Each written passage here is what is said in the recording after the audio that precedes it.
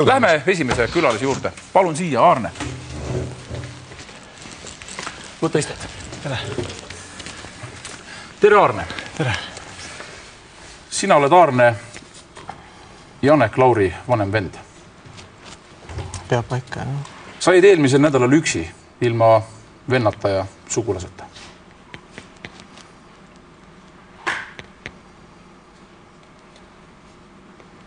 Millal sa oma venda Janekit viimati nägid?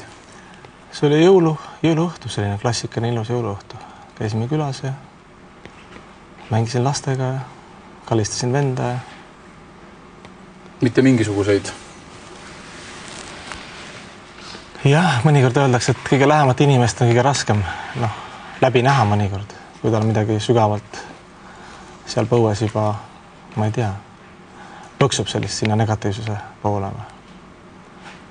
Et sellist klassikalist või nii täiuslikku klassikalist varianti poleks, kui oleks aimanud, siis oleks võib-olla ise ka käitunud või toimetanud asju hästi konkreetselt juba, aga see oli üllatus. Kuidas see šokeeriv uudis sinuni jõudis? Läbi vanemate telefonikõne. Saad sa rääkida? Jaa, saan küll, et mul on tulnud olla nagu kolmel tasandil, et selles mõttes isa kohe helistas mulle, kui see toimis või kui see toimus, see sündmus oli siis see aset leidnud juba, kui vanemad nad leidsid. Ja mis kolmest tasemest ma räägin, see tähendab seda, et on tulnud olla vaimsel tasemel, eks ju, kogu aeg, samal ajal hästi ratsionaalne, lahendada asju ja samal ajal emotsionaalne tasand, selline venna armastuse tasand nagu. Keegi lähedane, surma meid kogu aeg ümberringi, et keegi lähedane läheb, siis võib-olla on võimalus teadvustada ja aidata teisi inimesi võib-olla veel tugevamalt, et ebaolulised asjad lähevad ära tavaliselt sellistel hetkedel või sellistel momentidel. Mida sa sellel päeval tegid, kui sinu vend oli tagaotsitavuks kuulutatud, kui ta taga otsiti? Mina olin Leedus üldse. Ma olin Leedus ja olin Leedus siis sellisel, festivalil, sellisel seminaridele festivalil. Ja minuni jõudnud see tagaotsitavus. Minuni jõudis siis, kui sündmus oli juba toimunud. Siis see, mis vennaga juhtus? See, mis juhtus venna perega ennem ja vennaga siis hiljem nagu. Et põhimõtteliselt ma ei teadnud sellest. See on paar päeva enne, kui juba venda otsiti. Sinule keegi ei helistanud, sinu käest keegi ei küsinud, ei otsinud sinu kaudu teda taga? Ei. Ma isegi täpselt ei tea, see tagaotsitavus, see ei olnud vist väga pikka aeg. Ei jah, see oli... Jah, 1-2 päeva või töö juures võib-olla mitu päeva, aga kodune kokkupuude ja tuttavate kokkupuude oli veel kolmapäeval ja selles mõttes. Räägi, Aarne, oma vennast, kas te olite lapsepõlves lihtsalt kaks niisugust võrukaela poissi, kes elasid nagu justkui natukene oma elu või olite te väga vennalikud ja kokku kasvanud poisid? Jah, see ongi selle asja võib-olla müsteerium, et me olime väga lähedased sõbrad samal ajal. Meid ühendas väga sügav armastuslik suhe nagu.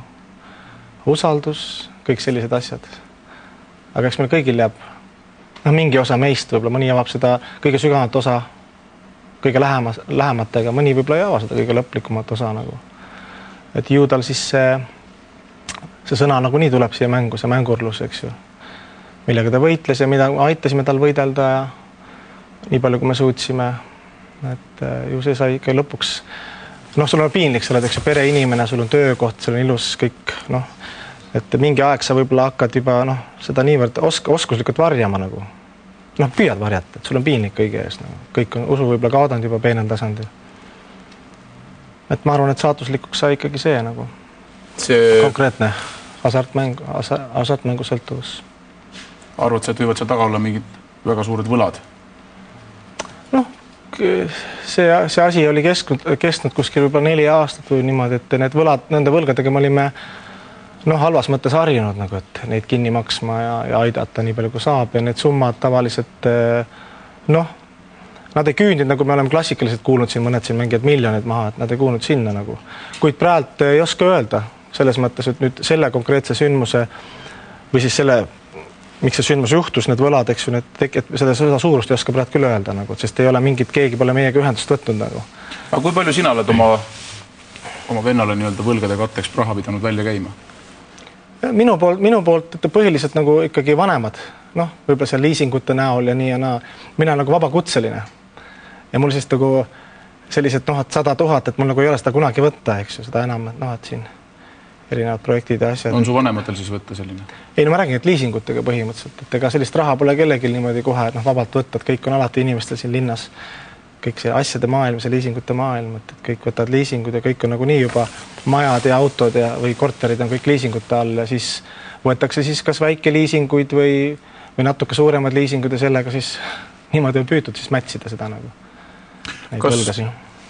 Kas Janeki suhe vanematega ja sinuga oli selline üsna sarnane, oli sul temaga kuidagi nagu lähedasem, et näiteks vanemad ei teadnud mõnda asja, mida ainult sina teadsid? Jah, kindlasti, nagu sa ütlesid ka saate alguses, intervjuu alguses, et poiste värk tead, et koos ei kasvatud, eks meil igasugust seikluse asju oli, aga mis puutub see sügavamatesse sellisesse eluvaatlusesse, kuidas tema elu nägi või kuidas ta elu tunnetas või mis põhimõtted või mis filosoofid oli, siis ta tegelikult kasvas koos minuga, et mina hakkasin omal ajal tegelema nende esoteeriliste asjadega ja tema väikse poisina tuli kaasa, mis see suur vend teeb, eks ju, et kõike mänge mängis kaasa ja mina, nii palju kui ma olen temaga rääkinud, temal veendumus sellest, et on olemas karma, et kui sa teed halvasti, siis tuleb sul tagasi, kui sa teed hästi, siis tuleb sul tagasi. Temal oli nagu väga sügavad põhimõtted, see ongi asja nagu müstiline pool, et eks lahangud seda näitavad, et tegelikult selliste põhimõtete, kui mina venda teadsin, ta ei oleks suuteline just oma lähedasi tapma. Võib-olla ise ennast ja okei, et seal seda veel, et võtab selle koorma ja viib ära nagu, aga see lahendus oli muidugi ootamatu. Kui palju sa tema pereelust tead? Oli see pereelu korras ja õnnelik? Ei, eks see must pitser, see oli kogu aeg peenel tasandil, lapsed võib-olla teadnud sellest ja isegi lähisugulased ei teadnud, eks seda püüti ka niimoodi vaikselt ja lootuses, et käidi anonüümsete mängurite, eks ju seal, mis iganes seal ühingus või käidi psühholoogi juures, ma aitasin tal see psühholoogiaga ja koos tegelesime, regulaarselt püüdsin ta, kutsusin templisse tegelema meditatsiooniga, et ta saaks oma asja nagu kontrolli alla, kuid põhjus võib siiski olla väga lihtne, kui me statistikat vaatame, et kõik, mis puutub mängurlusse, kui inimesel on see probleem 1, 2, 3 korda, siis parem on, keegi ütles ka, et Ameerikas lihtsalt nad teavad seda, et inimene tuleb isoleerida. Sellest keskkonnast, kus on iga pool ümber ringi, et kui juba 2-3 korda, siis tuleks, ma pakkusin vennale ka selle variandi välja, et ma organiseerin sind maale, eks ju, aga ega mul ei ole ka nagu sellist jõudu või õigust teiste pereellu niimoodi sisse sõita, et mina pakkusin armastusega nagu vend, aga seda ta ei võtnud vastu. Oli te tülisid ka? Vennaga, mitte kunagi, mitte ühtegi tüli. Ideaalne läbisaamine kogu elu jooksul. See juhtunu, mis eelmisel nädalal toimus, on seesugune, mis väga paratamatult on väga suur traagika mitte ainult sinu ja sinu perele, vaid ka sinu venna naise perele. Yeah. Et see on nagu kahe suguseltsi või kahe sugu või see väga suur ja väga raske probleem nüüd ühes koos üle elada. Kas te käite suguseltsiti või perekonnite läbi ka? Kuna venna naise poolsed sugulased olid kõik Vändrisse kaugemal, siis Janek käis seal pidevalt, oma pere, siis meie poolse suguseltsi poolt siis seal perega külas neil ja kuid ei olnud sellist, ja siis Janek muidugi väga, siis tema naise vennaga olid nagu väga lähedased. Et sellepärast nende sugulased ja need, kes tundsid Janekit, need keelduvad nagu uskumast, et Janek tegi seda, sest nemad teadsid ka teda kui sellist hea huumorimeelega, head suhtlejat, eks ju, selline kaastundlik, kuskilt oleks see läbi tund või kui inimesel on midagi teemonlikku või agressiivset või kõik, öeldakse, et üks astroloog ütles, et väga geniaalsed inimesed, kellel on palju nagu anded ja kõik, et mõnikord astud ämbrisse ennem kui nõrgem inimene nagu, saab aru, ta pöördub, eks abi saamiseks, aga tugevad inimesed mõtlevad, et ma saan ise hakkama ja siis võib tekkidagi selline näiteks a la klassikaline laiendatud enesetapp. See pidi ka klassika olema. Et see kõige hämmastav sõna, mis ma kuulsin nüüd ühe psühholoogi poolt, kes seda analüüsis ütles, et ta pidi need väga armastama, et ta suutis need tappa. Minu jaoks see võib-olla kõlab absurdselt, aga inimesed, kes teavad seda valdkonda hästi ja et see ei ole nagu selline midagi uudset selles mõttes. Eesti võib-olla praktikas on see et nii laialt pole seda asja juhtunud. Su vend oli aastaid tagasi ka kaitseväe teenistuses ja üsna palju on viimasel ajal olnud meedias jutte sellest, et võib-olla on seal kuidagi viisi mingi asi seotud siis nii-öelda sõjas käinud mehe stressiga.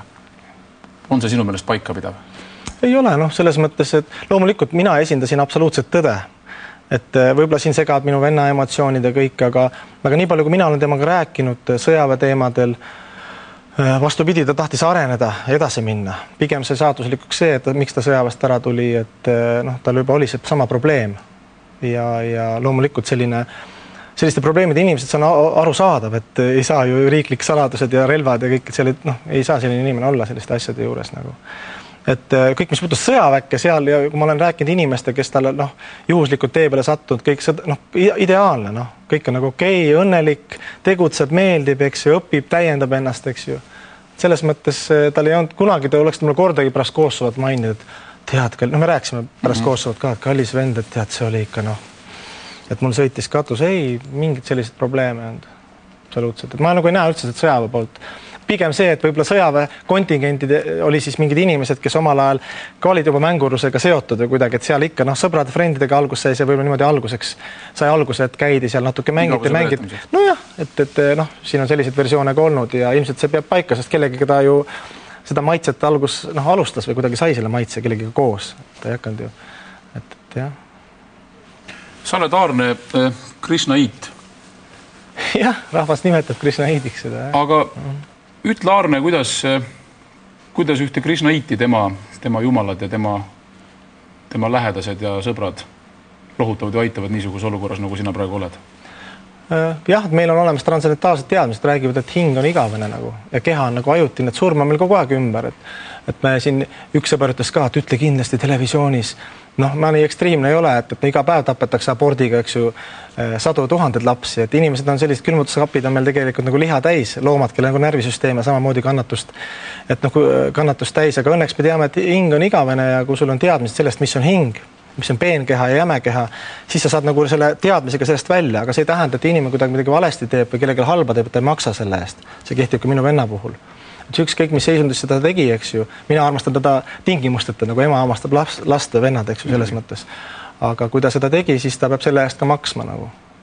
Teised hinged nagu kaasa võttis. Selles mõttes on nagu väga lihtne. Et see loodusseadused on väga ilusti lahti seletatud siis kõikides kultuurides. Siis ka selles vedade kultuuris. Et mul on võib-olla selles mõttes lihtsam ja mul on hea võimalus just lähedasi toodata ja anda ka seda informatsiooni nagu. Et kõik ei ole läbi, et need kehad lähevad küll sinna maa alla, aga eksisteerib, eks ju, hing, mis on igavene, täis õndsust, teadmisi ja igavika 3 aspekti nagu. Aga et seda teadustada, see on muidugi esoteeriline valdkond, et iga teine mees käib siin teil stuudios räägib väga huvitavatest asjadest, aga seda võib konkreetselt kogeda ja läbi praktika nendest asjadest aru saada. Aitäh sulle, Aarne, et tulid. Kaastunne ja ole tugev. Aitäh.